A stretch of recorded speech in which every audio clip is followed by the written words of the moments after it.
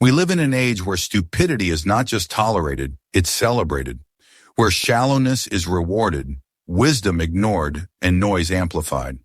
But what if this isn't an accident?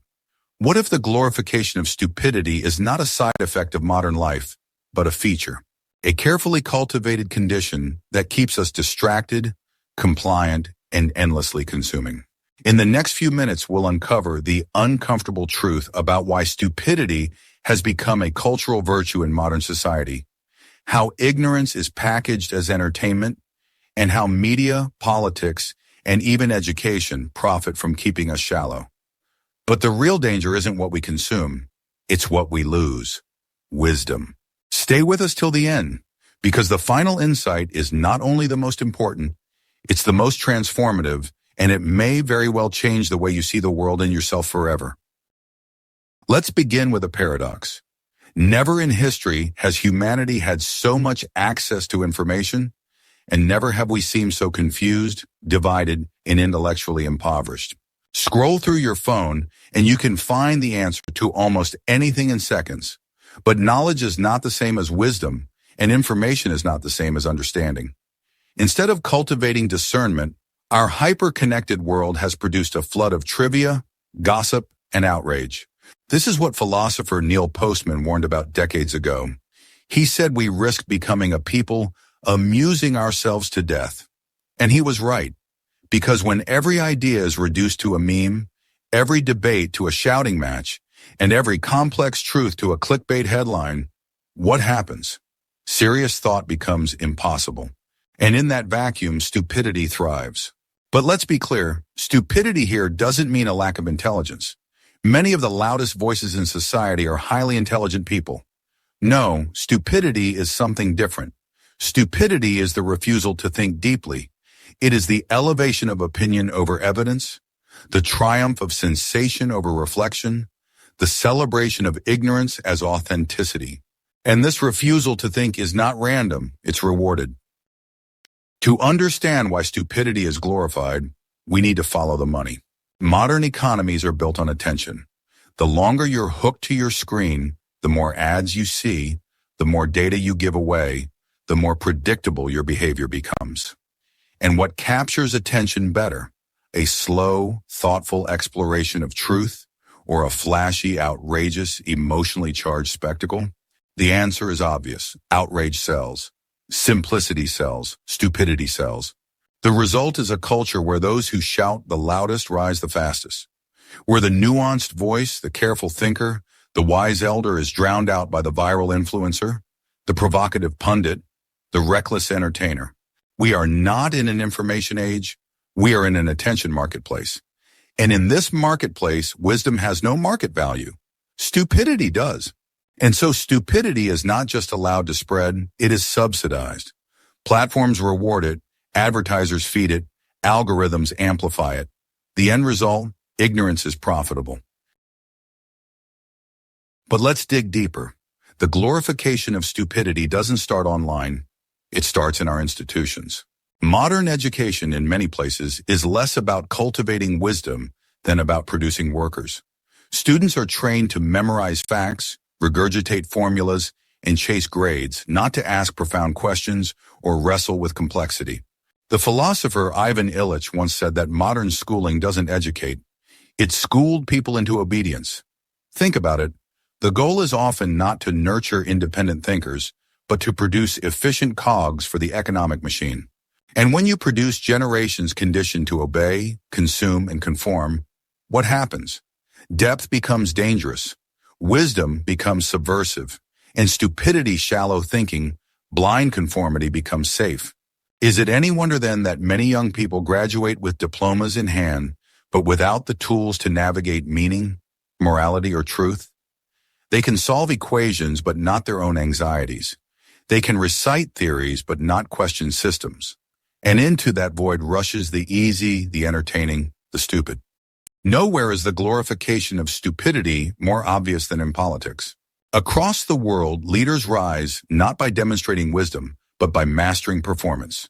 Theatrics over thought, sound bites over substance, emotional manipulation over rational debate. Why? Because in the attention economy, Politics has become entertainment, and entertainment rewards spectacle, not wisdom. The tragic consequence is that nations are often governed not by the wise, but by the entertainingly ignorant. And worse, people start to believe that wisdom itself is elitist, boring, even oppressive. Think about that for a second. In a world of unprecedented complexity, climate change, artificial intelligence, global inequality, our societies are increasingly run by those least capable of deep thought. That is not just a cultural failure. It is a civilizational crisis. Stupidity doesn't just serve systems of profit and power. It serves psychological comfort. Wisdom is hard. Wisdom demands humility, patience, and the willingness to be uncomfortable. To seek wisdom is to admit you don't have all the answers, to face painful truths, to endure uncertainty. Stupidity is easy. Stupidity feels good. It gives you quick answers, simple villains, and comforting illusions. And so many people choose stupidity not because they lack intelligence, but because they crave comfort. They don't want to wrestle with reality. They want to escape it. And in a world filled with anxiety, fear, and rapid change, this escape is seductive. But here's the paradox. The more we escape into stupidity, the more powerless we become. And the more powerless we become, the more we cling to stupidity as a shield. Technology didn't invent stupidity, but it amplified it. Think about the architecture of social media. The like button, the retweet, the algorithm. They don't reward depth, they reward reaction. A carefully considered essay is invisible compared to a 15-second clip that shocks, provokes, or entertains. This is why misinformation spreads faster than truth. Lies are simple. Truth is complicated. And in a world driven by speed, the simple always wins. Marshall McLuhan once said, "The medium is the message." Today, the message of our media is clear. Be loud, be quick, be shallow. And in this environment, wisdom dies not because it is defeated, but because it is ignored. But let's go even further. Stupidity isn't just normalized, it's glorified. Look at how our culture often portrays the wise thinker. Boring, out of touch, irrelevant. Now look at how it portrays the loud, reckless entertainer. Exciting, relatable, even heroic. This is not an accident. Anti-intellectualism has deep roots in modern society. Wisdom threatens the status quo because wisdom questions power. Wisdom cannot be easily marketed, cannot be neatly packaged, cannot be sold.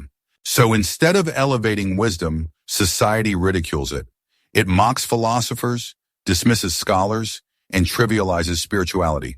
In their place, it elevates influencers, celebrities, and provocateurs. And the result? A society that doesn't just tolerate stupidity, but worships it. All of this leads us to the central tragedy, the death of wisdom. Wisdom is not information. Wisdom is not intelligence. Wisdom is the ability to live in alignment with truth, to discern the deeper patterns of life, to balance knowledge with compassion, and power with humility. But wisdom cannot survive in a culture that rewards only noise. It withers when drowned by distraction. It dies when people no longer value it, seek it, or recognize it. And when wisdom dies, what happens? Societies lose their compass. They drift into chaos, repeating the same mistakes, unable to learn, unable to grow. This is where we are now, a civilization adrift, cut off from its own wisdom traditions, seduced by stupidity, intoxicated by spectacle. So far, we've seen how stupidity is glorified by economics, education, politics, psychology, technology, and culture. But here's the final, most powerful insight. Stupidity isn't just imposed on us, it is chosen by us. And that choice, repeated billions of times each day, is what sustains the system. Because while it's true that algorithms manipulate us, that institutions fail us, that culture misleads us, it is also true that we have agency. We can choose to think. We can choose to seek wisdom. We can choose to unplug from the glorification of stupidity and begin the hard, quiet work of reclaiming depth. And here's the radical shift. Stupidity may be glorified, but wisdom cannot be killed. It lives dormant in every human being, waiting to be reawakened.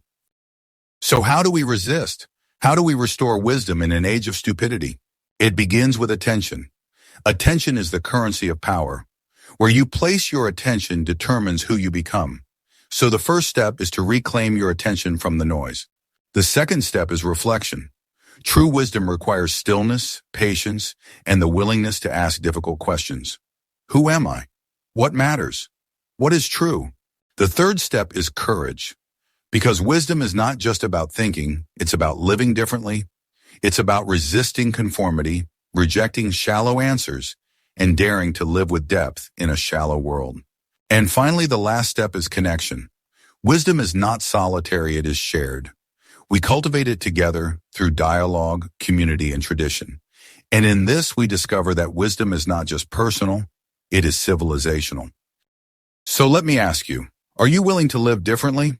Are you willing to trade the comfort of stupidity for the challenge of wisdom? Because here's the truth. Modern society glorifies stupidity not because wisdom is dead, but because wisdom is dangerous. Wisdom awakens. Wisdom liberates. Wisdom disrupts.